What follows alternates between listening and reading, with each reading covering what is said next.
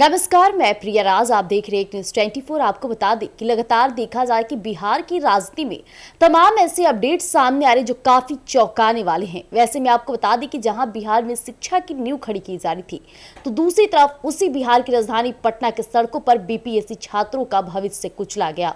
और ऐसे में बीपीएससी टीआरई 3 को लेकर छात्रों की आवाज गूंजती रही और प्रशासन का रवैया अपना कड़ा रुख अपनाते रहे।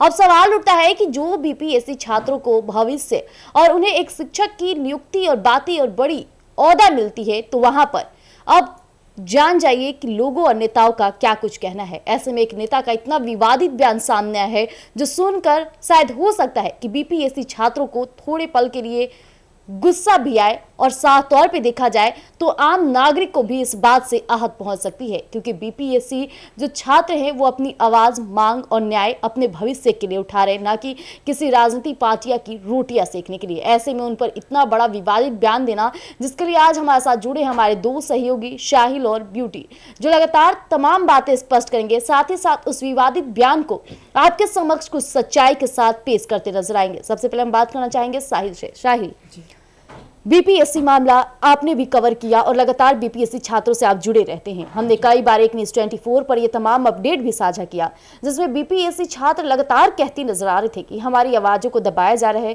प्रशासन के द्वारा कड़ा रुख अपनाया जा रहा है। नीतीश कुमार जो लगातार कहते हैं कि युवाओं के लिए शिक्षा की नींव खड़ी की जा रही है और वही हमारी बातों को सुनने के लिए तैयार नहीं है। और वैसे में उन्हीं नेताओं की तरफ से एक ऐसा विवादित बयान आया, जैसे कि आपने उस पर उनका बयान भी लिया है, जो काफी ज्यादा चर्चे वाली है। क्या कुछ कहना चाहेंगे? हमारी जनता इस वक्त मौजूद है और आपके इस जुबान और लगातार विवादित बयान को सुनना चाहती है।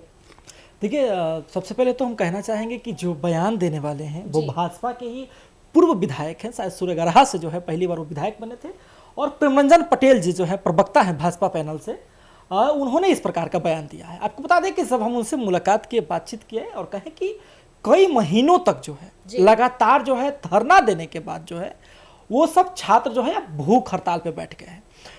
आप जब धरना पे जाइएगा ना, तो कुछ ऐसे छात्र छात्रा हैं जो आपसे बात नहीं करेंगे, बोल नहीं पाएंगे। पता है क्यों? क्योंकि कोई भी व्यक्ति ना बिना खाना खाए हुए कुछ दिन तक सरवाइव कर सकता है, लेकिन बिना पानी पिए हुए उनको सरवाइव करना मुश्किल है। कई छात्र छात्राओं से हम मिले जिनका पता चला कि बोलने में अभी सक्षम नहीं है, क्योंकि पानी की मात्रा उनके शरीर में कम है, और पानी जो है ऑक्सीजन का भी संचार करती है। ऑक्सीजन का संचार बंद होने से बॉडी जो है पैरालाइज टाइप का हो जाता है। लेकिन जब इसी बात को भाजपा के लोगों से पूछा गया, तो वो कहते हैं कि ये विपक्षी पार्टी के मोहरे हैं, ये जो है इनको विकास और रोजगार से कोई लेना नहीं देना नहीं है। ये लोग लगातार इस बात को कह रहे हैं। आपको देखिए, अब बीपीएससी टीआरई 3 की सप्लीमेंट्री रिजल्ट की जो लोग मांग कर रहे हैं, देखिए हम पहले भी इस बात को कह चुके हैं कि बीपीएससी टीआरई 3 के सप्लीमेंट्री रिजल्ट की जो मांग है उसमें कोई भी नेता इन्वॉल्व नहीं हुआ। जैसे बीपीएससी 17वीं का जो एग्जाम विवाद था, चाहे वो पप्पू यादव हो, चाहे प्रशांत किशोर हो, चाहे नेता प्रतिपक्ष तेजस्वी यादव हो, चाहे लोकसभा में नेता प्रतिपक्ष राहुल गांधी हो, वो सब उसके समर्थन में थे। लेकिन समय ऐसा है कि अभी जो लोग सप्लीमेंट्री रिजल्ट की मांग करें, वहां पर छात्र नेता की उपस्थिति नहीं है, किसी कोचिंग शिक्षक माफिया की उपस्थिति नहीं है, छात्र हैं, और जहां तक मुझे पता है किसी भी जो है पॉलिटिकल लोगों की उपस्थिति नहीं है। लेकिन उनके ऊपर इस प्रकार का बयान देना कि वो लोग विपक्षी पार्टी के मोहरे हैं, जबकि वो सब लोग स्टेट करके आए हैं, वो सब लोगों ने बीपीएससी दिया है। कुछ लोग टाई ब्रेकर में फंसे हुए हैं, कुछ लोग कम मार्क्स से पीछे हटे हुए हैं, और वो लोग अपनी मांग को रख रहे हैं। तो एक तो उनकी बातें सुनी नहीं जा रही, दूसरी ना तो उनको मना किया जाता है, नहीं तो उनको आश्वासन दिया जाता है। ऊपर से इस प्रकार का बयान बहुत अंदर तक झकझोरेगा छात्रों को।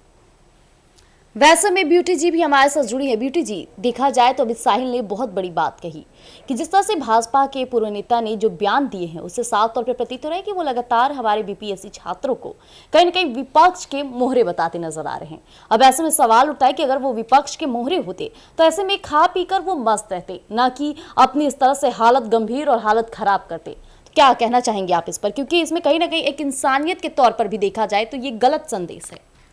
देखिए प्रिया जी, विपक्ष की बात करें या भाजपा की बात करें, वो अभी फिलहाल राजनीति को हर एक पहलू से जोड़ते हैं। हर एक मुद्दा जो भी जनता के बीच समाज में जो भी कुछ होता है उसको हर किसी को राजनीतिक से जोड़ देते हैं। रहा बात बीपीएससी टीआरई छात्रों का, तो वो लोग का मांग जेन्यून है। वो लोग लगातार हमारे चैनल पे भी ये न्यूज़ गया है, हमेशा बीपीएससी को लेकर जो भी न्यूज़ डलाया है उसको लेकर उन लोग की एक ही मांग है, हमेशा कमेंट के जरिए बोलते रहते हैं, पूछते रहते हैं कि बीपीएससी रिजल्ट, सप्लीमेंट्री रिजल्ट जारी कीजिए।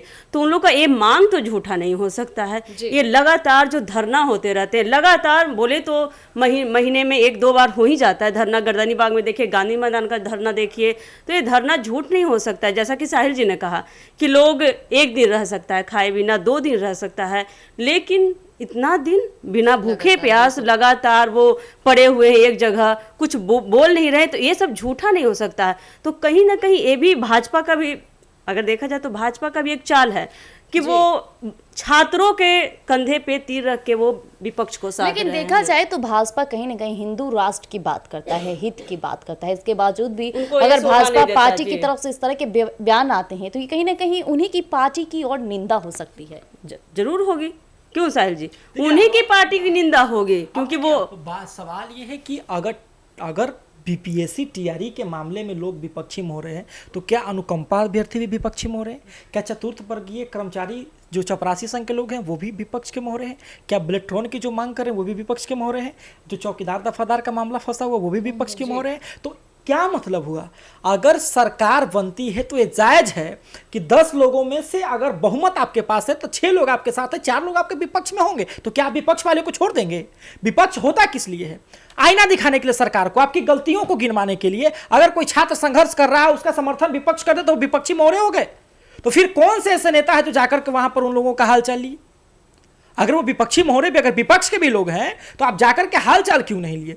दूसरी बात है कि वो लोग, उन लोगों का लगातार समस्या ये है कि ना तो उनको नकारा जा रहा है, नहीं तो उनको नकारा जा रहा है, नहीं तो उनको आश्वासन दिया जा रहा है। कहा जाए कि स्पष्ट रूप से उनके फैसले को सामने नहीं लाया जा रहा है। और अगर विपक्ष की जहां बात कर रहे हैं भाजपा, तो विपक्ष के भी नेतागण वहां पे किसी भी प्रकार कोई भी नेता या छात्र नेता कोई भी उपस्थित नहीं है, कोई भी उनके हित में फैसला नहीं कर रहे। साहिल जी, हाँ, कोई भी इंटरफेरेंस नहीं कर रहे हैं। देखिए, समस्या है कि अगर छात्रों को नकार दिया जाता कि नहीं भाई आपको सप्लीमेंट्री नहीं दिया जाएगा इस कारणों से, जैसे कि बताया जाता है कि टीआरई 2 का जो है कुछ प्रॉब्लम होता है, उसके कारणों से जो है टीआरई 3 में सप्लीमेंट्री नहीं दी गई थी और टीआरई 3 में भी नहीं दी जाएगी। रिजल्ट को पेंडिंग में डाल दिया जाता है कि हाँ, एक स्पष्ट रूप से बोला जाता है कि हाँ अभी इसमें ये इश्यूज आ रहे हैं तो इसके वजह से इसको स्थगित किया जाता है या इतने दिन बाद इसको जारी किया जाएगा।